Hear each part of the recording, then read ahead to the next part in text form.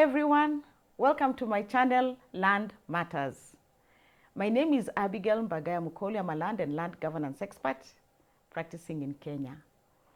On today's episode, I would like to talk about compulsory acquisition. And this has been prompted by what I saw in the media recently. This is the matter concerning the Mama Ngina University. You know, there's a university coming up in Gatundu, and there was a lot of hue and cry, oh, they are taking our land. Some flashy, catchy newspaper cuttings there looking like their land is being taken from them by force, in a bad way, and it's like it's for the benefit of an individual or a family.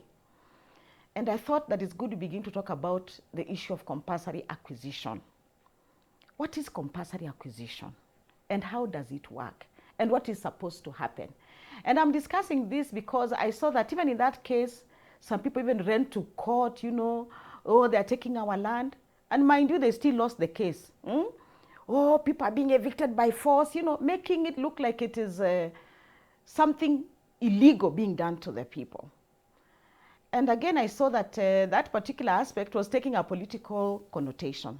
And ladies and gentlemen, let me tell you, it is good to know what the law says about certain things concerning land. This is because if we politicize land, my dear Kenyans, you know what can happen. It can turn out to be a very acrimonious situation. People will fight, people will lose their land, people will lose their livelihoods, people can lose their lives. So let us stop politicizing land issues. Let us try to sit down and see how we can discuss issues land. So today in particular, I want to talk about the compulsory acquisition issue. And this will refer to that Mama Ngina University. The problem again, of course, I see is that many of you don't read the law. We don't want to read what the law says. We have a good constitution, a very progressive one. We have good laws that are there to protect us and to tell us how things are being done. Lakini sisi wengi wetu hatusomi, hatutaki kujua inasema nini, mnataka mtu mwingine amsomee.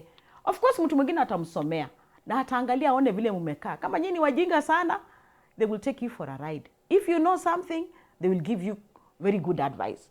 So let us read the law. It will save you a lot of tears. It will save you some cash. It can save you some money. It can also help us promote peace where we live. Now, what is compulsory acquisition? Compulsory acquisition is where the government will exercise its power of eminent domain and take any part of private property and convert it into public property for public purpose or in public interest. The state exercising its power of eminent domain. And where does it get its power to do so?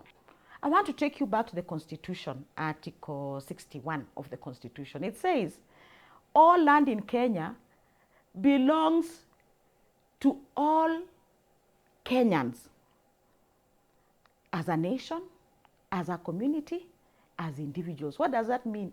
It means that even though you have land as an individual, the overriding interest of the people of Kenya takes precedence. You have the land, yes, but the interest of the people of Kenya will take precedence over your own interest.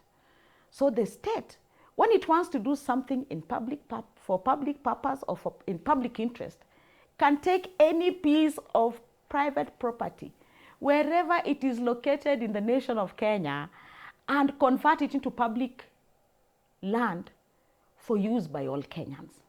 That is how the state is able to acquire land to build roads, the railway, dams, schools, universities, military installations, any purpose that is in public interest or for public good. Now, the only thing that the Constitution provides for, again, the Constitution in Article 40, please read it again, it says that the state can actually deny you your interest in land only for that purpose, when this land is going to be put to use for in public purpose or in public interest. That is the Constitution. But it goes further to say this. There's a rider, provided that you are compensated fairly, promptly, and justly. So if the state wants to take your land for any public purpose or in public interest, they are allowed to do so by law, provided that you are compensated. So what happens in this country? The law says again, and I'm going back to the law because many of us again are not reading the law. I want to take you back to the Land Act. The Land Act, I want you to start reading from section 107 going forward. It talks about how compulsory acquisition is carried out. So if the government has a project and it looks around and it sees that there's a particular piece of land that is suitable for that purpose, the government will also follow the law as prescribed in the Land Act. There's a very elaborate procedure there in the Land Act that says how compulsory acquisition will be done. And in this country, the agency that is mandated to carry out compulsory acquisition is the National Land Commission. It is mandated to do so. And if many of you just take time to sit down and read this law and see how the process works, you'll be able to see that it is in a very deliberate manner. The process is done in a very structured and deliberate manner. So you will know what is going to happen when, how it's going to happen, and what will happen. So I'd like to beseech you, Kenyans, please read the law. Work also closely with the agencies that are mandated to carry out this process. They normally come down to the ground. I don't want to talk about what other people do because the law is very clear. I don't want to go into the detail, but there is a process that is structured. I want to urge you to work with them. Work with these agencies. Read the law, then see, have they done this? Have they done this? You can ask questions. You can go to them. You can discuss. But you see, once the state has said they're taking land, my dear, for public purpose or public interest, you have nothing to say. All you have to do is wait for fair, prompt, and just compensation.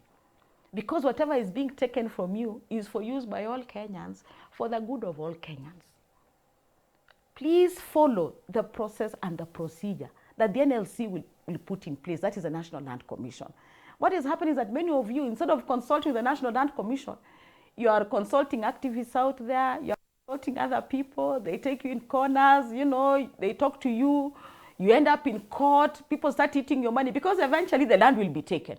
Because like I told you, the state in compulsory acquisition, what does it mean? They take it whether you like it or not, provided it is suitable for the purpose for which they want to use it for. So you see, eventually you'll be paid. And those people who are working with you, they know you'll be paid. So you're busy beginning to spend your little money. Instead of seeing how you will receive that compulsory acquisition and see how you can, how you receive the money that you'll be paid from the compulsory acquisition to see how to settle, other people begin eating it for you. Please, please, please follow the law. Also, don't be pushed into activism. The law is very clear on what it says. I still beseech you, please let us read what the law says. You see, if this was not being done, then we would not have all the roads that we have. We would not have the dams. We would not have the military installations.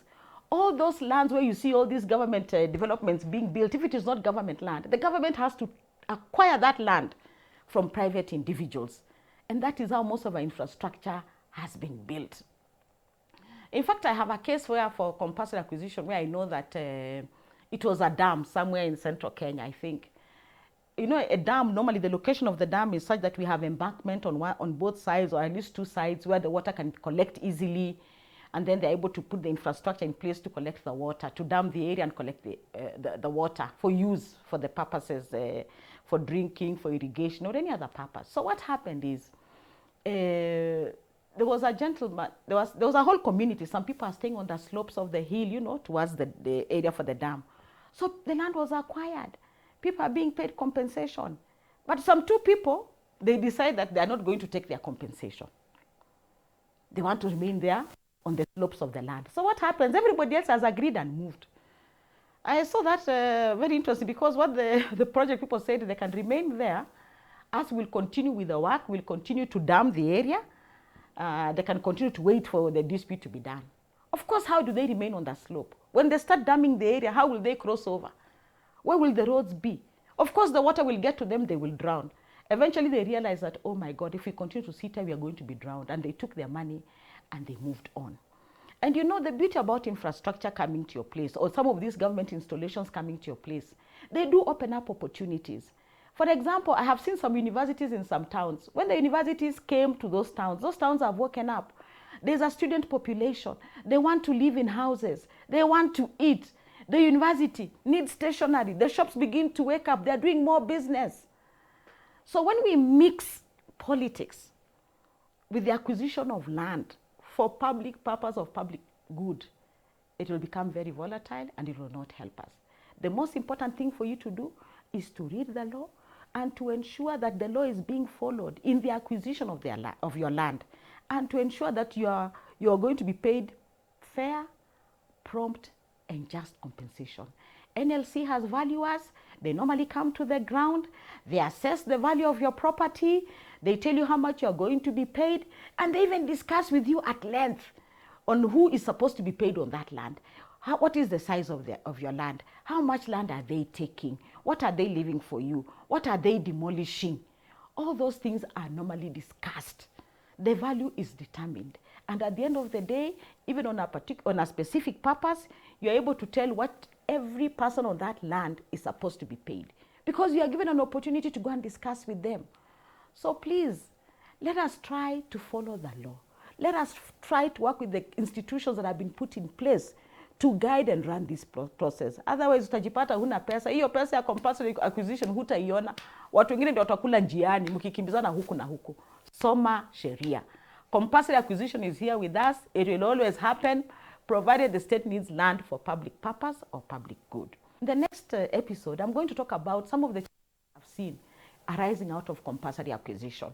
What I have seen happening when people are not following the law, people are not paying attention, people don't want to sit there, or some of the mistakes we have done ourselves when the government is carrying out compulsory acquisition that makes it difficult for you to get your money or makes it difficult for you to be resettled quickly.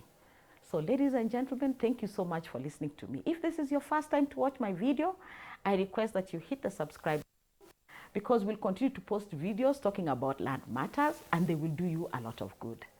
Thank you, and God bless.